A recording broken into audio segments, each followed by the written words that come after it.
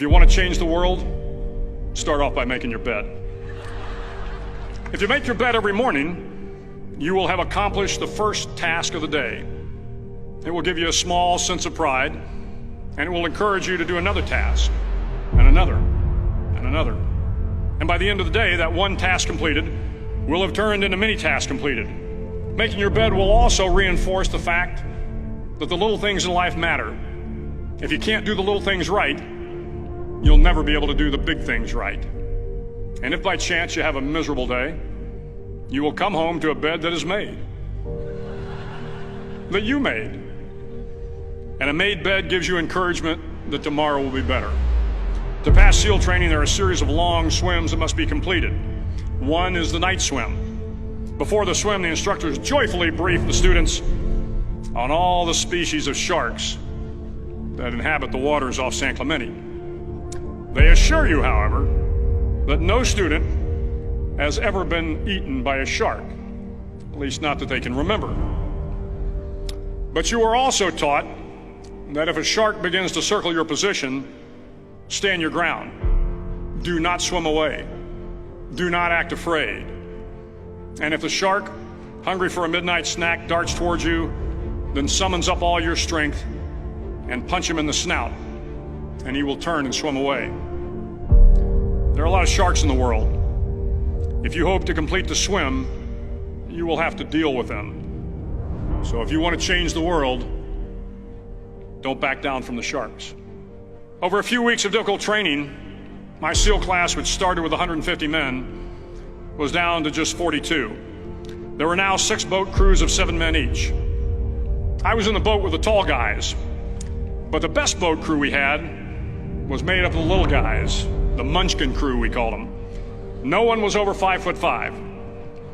The Munchkin boat crew had 1 American Indian, 1 African American, 1 Polish American, 1 Greek American, 1 Italian American, and 2 tough kids from the Midwest. They out-paddled, outran, and outswam all the other boat crews. The big men in the other boat crews would always make good-natured fun of the tiny little flippers the Munchkins put on their tiny little feet prior to every swim. But somehow these little guys from every corner of the nation and the world always had the last laugh, swimming faster than everyone and reaching the shore long before the rest of us. SEAL training was a great equalizer. Nothing mattered but your will to succeed, not your color, not your ethnic background, not your education, not your social status. If you want to change the world, measure a person by the size of their heart, not by the size of their flippers. The 9th week of training is referred to as Hell Week.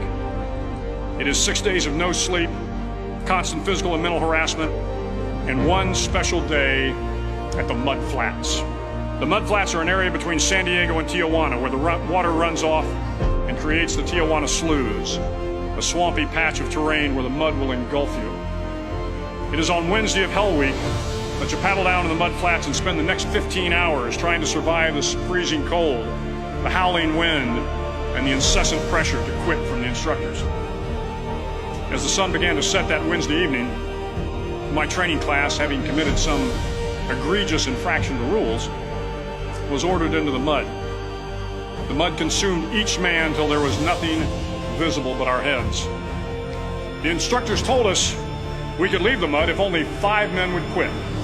Only 5 men, just 5 men, and we could get out of the oppressive cold. Looking around the mud flat, it was apparent that some students were about to give up. It was still over 8 hours till the sun came up. 8 more hours of bone-chilling cold. The chattering teeth and the shivering moans of the trainees were so loud, it was hard to hear anything. And then one voice began to echo through the night. One voice raised in song. The song was terribly out of tune, but sung with great enthusiasm. One voice became 2, and 2 became 3, and before long, everyone in the class was singing. The instructors threatened us with more time in the mud if we kept up the singing, but the singing persisted, and somehow the mud seemed a little warmer, and the wind a little tamer, and the dawn not so far away. If I have learned anything in my time traveling the world, it is the power of hope. The power of one person, a Washington, a Lincoln, King, Mandela, and even a young girl from Pakistan, Malala. One person can change the world by giving people hope. So if you want to change the world, start each day with a task completed.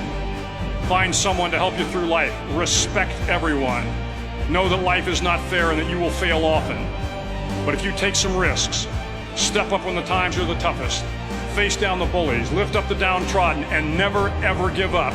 If you do these things, the next generation and the generations that follow will live in a world far better than the one we have today. And what started here will indeed have changed the world for the better.